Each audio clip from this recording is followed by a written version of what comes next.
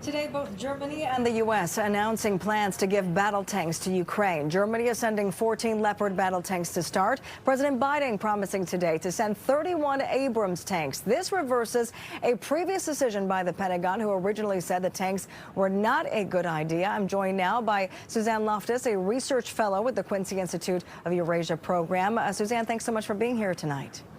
Hi, thanks very much for having me. So these tanks are critical to fortify Ukraine as it enters this new phase of the war. Walk us through the significance of this announcement. Sure. Well, the U.S. decision to send its Abrams tanks is part of a compromise deal between the U.S. and Germany, whereby Germany would now be sending also its Leopard tanks, as you mentioned, and also allowing for the re-export of those weapons by other NATO allies in Europe.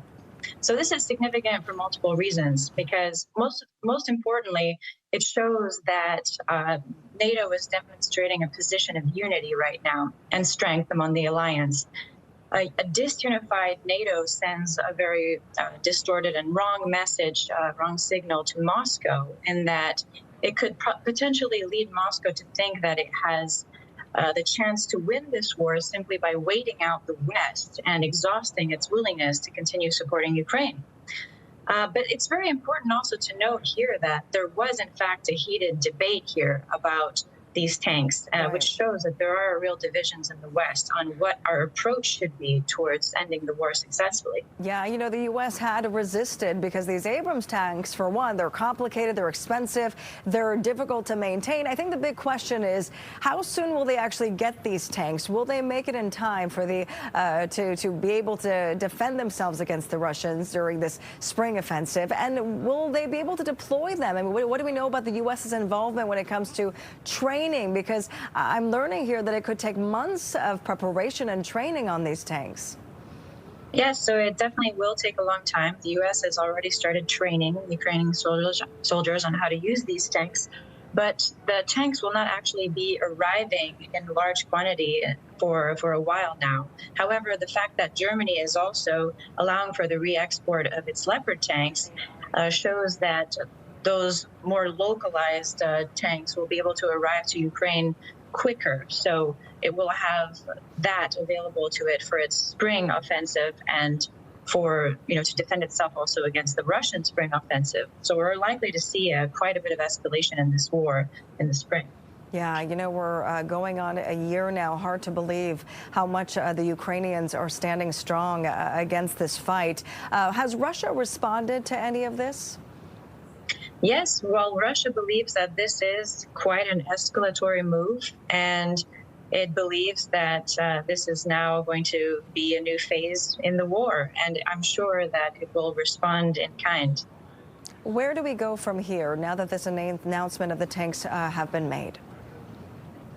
Well, now we're in a phase where we need to focus on what the end game is, because some say that sending in these tanks will show a sign of force, and that we will show that Ukraine is able to recapture Crimea with these weapons and other parts of Ukraine that have been occupied since 2014.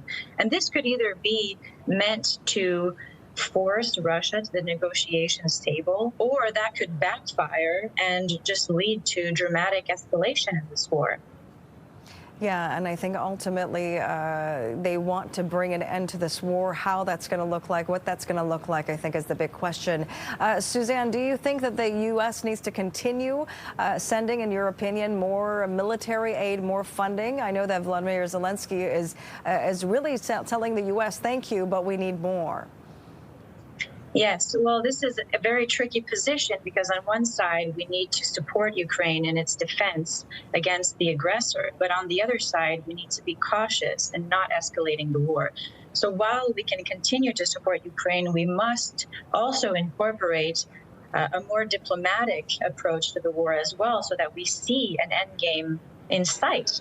And this entails diplomatically approaching the topic with both Ukraine and Russia, and finding ways and solutions to bridge the gap that we're currently seeing in both parties' reluctance to coming to the negotiations table. Yeah, it doesn't look like Putin is open to any diplomatic approach when it comes to ending this war. So we just pray for the people of Ukraine, and we'll be watching this closely. Suzanne Loftus, thank you so much for your expertise and for joining us. Thanks very much.